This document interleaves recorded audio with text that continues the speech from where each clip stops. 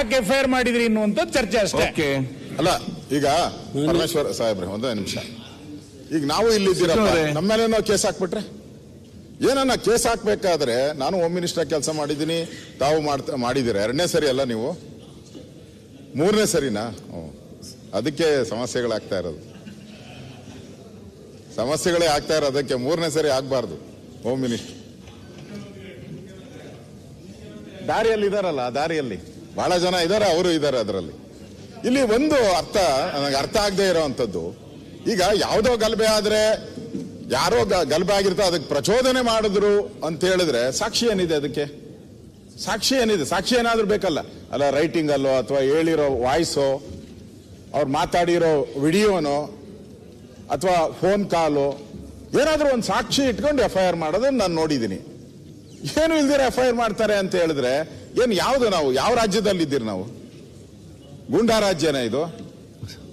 ಅಂದ್ರೆ ಅಧಿವೇಶನ ನಡೀತಾ ಇದೆ, ಅಧಿವೇಶನ ನಡೆಯೋ ಸಂದರ್ಭದಲ್ಲಿ ಈ ತರ ಅನಾಹುತಗಳಾದ್ರೆ ಶಾಸಕರಿಗೆ ಯಾರು ಬರ್ತಾರೆ ಸಪೋರ್ಟ್ ಆಗಿ? ಶೂನ್ಯ ವೇಳೆ ಸರ್ಕಾರ. ಒಂದ್ ನಿಮಿಷ, ಶಾಸಕರಿಗೆ ಏನಾದ್ರು ಹಿಂಗ್ ಕೇಸ್ ಮಾಡ್ಬೇಕಾದ್ರೆ ನಿಮ್ ಪರ್ಮಿಷನ್ ತಗೊಂಡು ಅವ್ರನ್ನ ಅರೆಸ್ಟ್ ಮಾಡೋದು, FIR ಮಾಡೋದು ಇತ್ತು. ದಯಮಾಡಿ ಅದನ್ನ ಯಾಕೆ ಮೊಟಕುಗೊಳಿಸಿದ್ರೆ? ಒಂದ್ ಸ್ವಲ್ಪ ನಮ್ ಘನತೆ ಗೌರವನ ನೀವು ಎತ್ತಿಡಿಬೇಕು. ಶಾಸಕರಿಗೆ ಗೌರವ ಉಳಿಸುವಂತ ಕೆಲಸ ಕಾನೂನಲ್ಲೂ ಕೂಡ ಆಗ್ಬೇಕು ಅಂತ ನಾನು ನಿಮ್ಮನ್ನು ವಿನಂತಿ. ಚರ್ಚೆ ಬೇಡ, ಇದು ಶೂನ್ಯ ವೇಳೆ ಚರ್ಚೆ. ಅವ್ರು ಉತ್ತರ ಕೇಳಿ ಫಸ್ಟಿಗೆ.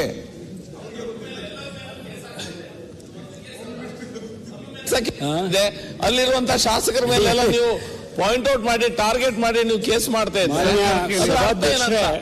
1 ಮಿನಿಟ್ ಸಭಾಧ್ಯಕ್ಷರೇ, ಒಂದ್ ಸಣ್ಣ ಕೇಸ್ ಬೇರೆ ಯಾರಾದ್ರೂ ಬಂದು ಕೇಸ್ ಹಾಕ್ಲಿಕ್ಕೆ ಹೋದ್ರೆ ಇನ್ಸ್ಪೆಕ್ಟರ್ ಹೇಳ್ತಾರೆ FIR ಹಾಕ್ಲಿಕ್ಕೆ ಆಗುದಿಲ್ಲ ರೀ, ಅದು ಇದು ಹೇಳ್ತಾರೆ.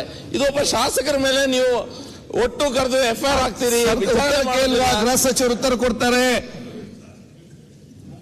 ಅಧ್ಯಕ್ಷರೇ, ಇದು ಬಹಳ ಗಂಭೀರವಾಗಿರ್ತಕ್ಕಂಥ ವಿಷಯ. ಮಾನ್ಯ ಶಾಸಕರ ಮೇಲೆ FIR ಹಾಕಿದ್ದಾರೆ, ಬಹಳ ದೊಡ್ಡ ತಪ್ಪು ಮಾಡಿದ್ದಾರೆ ಅಂತಕ್ಕಂಥ ಮಾತನ್ನ ಪ್ರಸ್ತಾಪ ಮಾಡಿದ್ದಾರೆ. ವಿವರವಾದ ಉತ್ತರವನ್ನ ನಾಳೆ ನಾನು ತರಿಸಿಕೊಡ್ತೇನೆ. ಯಾವ ಉದ್ದೇಶಕ್ಕೆ ಸುಮ್ಮನೆ ಒಂದು FIR ಹಾಕಬೇಕು ಅಂದ್ರೆ ತಾವು ಗೃಹ ಸಚಿವರಾಗಿದ್ರಿ, ಅದಕ್ಕೆ ತಾವೇ ಹೇಳ್ದಂಗೆ ಸಾಕ್ಷ್ಯ ಬೇಕು, ಆಧಾರ ಬೇಕು, ಮತ್ತೆ ಯಾವ ಕಾರಣಕ್ಕೆ FIR ಹಾಕ್ತಾರೆ ಎಲ್ಲ ಡೀಟೇಲ್ಸ್ ಬೇಕಾಗ್ತದೆ. ಸುಮ್ಮನೆ ಯಾರು FIR ಹಾಕಕ್ಕೆ ಹೋಗೋದಿಲ್ಲ, ಅದಕ್ಕೆ ಕಾರಣ ಇದ್ದೇ ಇರಬೇಕು. ಒಂದು ವೇಳೆ ಕಾರಣ ಇಲ್ಲದೇನೆ FIR ಹಾಕಿದ್ದಾರೆ ಅಂದ್ರೆ ಆ ಅಧಿಕಾರಿ ತಪ್ಪು ಮಾಡಿದ್ದಾರೆ ಅಂತ ಆಗುತ್ತೆ. ಆದ್ರಿಂದ ನಾನು ನಾಳೆ ಇದಕ್ಕೆ ವಿವರವಾದ ಉತ್ತರವನ್ನ ಒದಗಿಸ್ತೇನೆ. ಅಧ್ಯಕ್ಷರೇ ಈಗ ಅಧ್ಯಕ್ಷರೇ,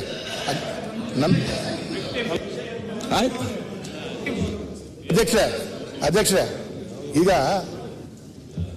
ದೇವಸ್ಥಾನಗಳಿಗೆ ಹೋಗ್ತಾ ಇರುವಂತ ಸಂದರ್ಭದಲ್ಲಿ ಅಲ್ಲಿರುವಂತ ಕೆಲವಾರು ಜನರು ಶಾಸಕರಿಗೆ ಏನೋ ಮಾತಾಡ್ತಾರೆ. ಅವರು ಏನೋ ಶಾಸಕರವರಿಗೆ ಹೇಳ್ತಾರೆ, ಒಳಗಡೆ ಹೋಗ್ತಾರೆ. ಒಳಗಡೆ ಹೋಗಿ ಬರುವ 1.5 ಗಂಟೆ ಆ ವೇದಿಕೆಯಲ್ಲಿ ನಾನು ಇರ್ತೀನಿ.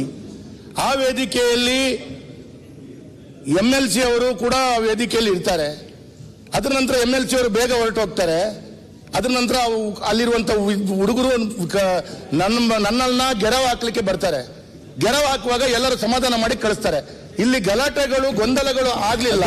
ಆದ್ರೆ ಅದಕ್ಕೆ ನಾನು ಕುಮ್ಮಕ್ಕು ಕೊಟ್ಟಿದ್ದೇನೆ, ನಾನು ಹೊರಟಿದ್ದೇನೆ ಅಂತ ಹೇಳುವಂತ ದೃಷ್ಟಿಯಲ್ಲಿ ಅದೇ ಸಚಿವ ನನ್ನ ಕರ್ತವ್ಯವನ್ನು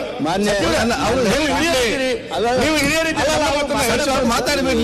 ನನ್ನ ಮಾತನ್ನ ಹೇಳ್ತೀನಿ ದಯವಿಟ್ಟು. ಸರ್ ಅವರು ಮಾತಾಡಿ ಆಯ್ತು, ನಾನು ಹೇಳ್ತೇನೆ ಕೂತ್ಕೊಳ್ಳಿ. ಅವ್ರು ಹೇಳಿ ನೀವು ಕೂತ್ಕೊಳ್ಳಿ. ನೀವು ಉತ್ತರ ನಾಳೆ ಕೊಡಿ.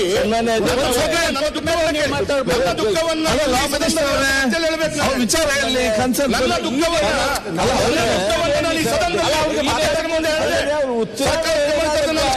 ಎಕ್ಸ್ಪ್ಲನೇಷನ್ ಈಗ ಹಾಕಿದ್ದಾರೆ FIR ಅಂತ ನಿಮಗೆ ನಾವು ಉತ್ತರನೇ ಹೇಳಿಲ್ಲ. ಸದಸ್ಯರ ಮೇಲೆ ನೀವು ಮಾತಾಡ್ರಿ, ಪಾಪ ಅವ್ರಿಗೆ ಕೊಡ್ಬೇಡ್ರಿ. ಅಲ್ಲ ಅವ್ರು ಹೇಳಿದ್ರು, ಅವ್ರು ಮಾತಾಡಿ ಹೇಳಿದ್ರು ಅಂತ ತಿಳ್ಕೊಡ್ರಿ, ಅವ್ರು ತಪ್ಪಿದ್ದೆಸ್ತರು ಅಂತ ಹೇಳಿದ್ರು ಅಂತ ತಿಳ್ಕೊಡ್ರಿ. ಅವಾಗ ಅವ್ರು ಉತ್ತರ ಹೇಳಕ್ ಅಡ್ಡಿ ಇಲ್ಲ. ಈಗ ಈಗ ಕಾನೂನು ಸಚಿವರು ಚರ್ಚೆ ಆಯ್ತು, ನೀವು ಚರ್ಚೆ ಮುಗಿತಾ ಆಯ್ತು, ಕೂತ್ಕೊಳ್ಳಿ. ಆಯ್ತು, ಈಗ ಅಲ್ಲ ಒಂದ್ ಸೆಕೆಂಡ್, ಈಗ ಸರ್ಕಾರ ಕಾನೂನು ಸಚಿವ ಏನ್ ಹೇಳ್ತಾರೆ ಅಂತ ಹೇಳಿದ್ರೆ, ತಾವು ತಮ್ಮ ಪರವಾಗಿ ಬೇರೆಯವರೆಲ್ಲ ಜನ ಇವತ್ತು ಮಾತಾಡಿದ್ದಾರೆ, ಸರ್ಕಾರದನ್ನ ಪರಿಶೀಲಿಸಿ ನಾವು ಉತ್ತರ ಕೊಡ್ತೇವೆ ಅಂತ ಹೇಳಿದ್ದಾರೆ. ನಾನು ಉತ್ತರ ಕೊಡುವಾಗ ಇಲ್ಲ ಏನೋ ತಪ್ಪಿದೆ ಅಂತ ಇಲ್ಲ, ಅದಕ್ಕೆ ನೀವು ಕ್ಲಾರಿಫಿಕೇಶನ್ ಕೊಡಿ ಅಂತ ಸರಿ ಇದೆ, ನೀವು ಹೇಳಿ ಸರಿ ಇದೆ ಅಧ್ಯಕ್ಷರೇ.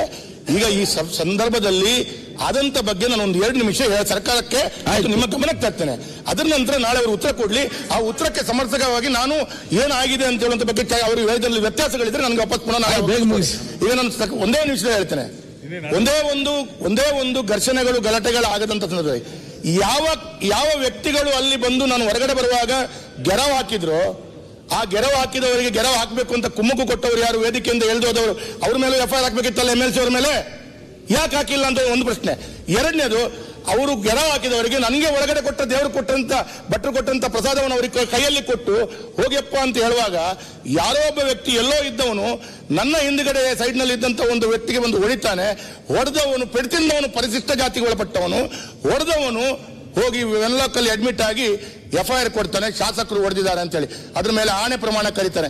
ನಾನು ಒಂದು ಕೇಳುದು, ಯಾರ್ಯಾರು ಪ್ರಶ್ನೆಗಳನ್ನು ಹಾಕುವುದು, ಯಾರ್ಯಾರು ಮಾತಾಡೋದಕ್ಕಿಂತ ಆ ಯಾರು ಹೊಡೆದಿದ್ದಾನೆ ಅಂತ ಹೇಳುವಂತ ಯುವಕ ಹೇಳ್ತಾನಲ್ಲ, ಅದ್ರ ಏನಾದ್ರೂ ಒಂದು CCTV ಫುಟೇಜ್ಗಳು ಇದೆಯಾ?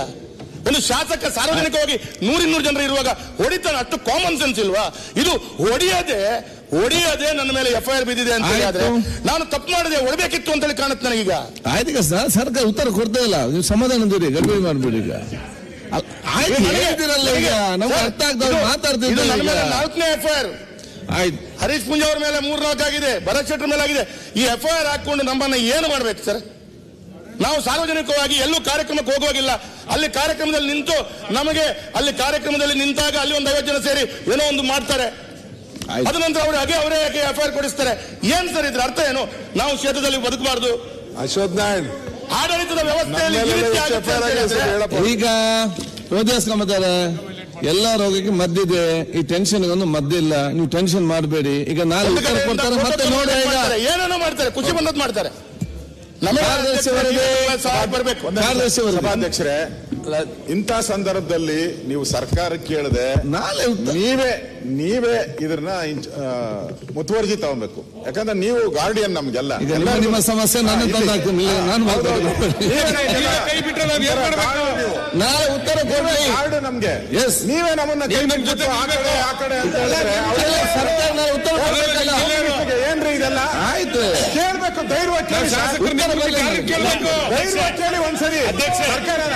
ಏನ್ರಿ ಇದೆಲ್ಲ ಹಿಂಗ್ ನಡೀತಾ ಇದೆ, ಸದನ ನಡೀತಾ ಇದೆ, ಏನ್ರಿ ಇದೆಲ್ಲ ಅಂತ ಧೈರ್ಯವಾಗಿ ಕೇಳಿ ಉತ್ತರ ಕೊಡ್ತಾರೆ. ಸಪೋರ್ಟ್ ಮಾಡಬೇಕು ಎಲ್ಲ ಸದಸ್ಯರಿಗೂ. ಇಲ್ಲಿ ರೂಲಿಂಗ್ ಪಾರ್ಟಿ ಚೇಂಜ್ ಆಗ್ತಾನೆ ಇರ್ತದೆ. 3.5 ವರ್ಷ ನಾವು ಆಡಳಿತ ಮಾಡಿದ್ದೀವಿ. ಸರ್, ನಿಮ್ ಜಿಲ್ಲೆಯ ಶಾಸಕ ನೀವು ಬೆಂಗಳೂರಿಗೆ ಬರ್ಬೇಕಾದ್ರೆ ವೇದವ್ಯಾಸ ಕ್ಷೇತ್ರ ಶಾಸಕ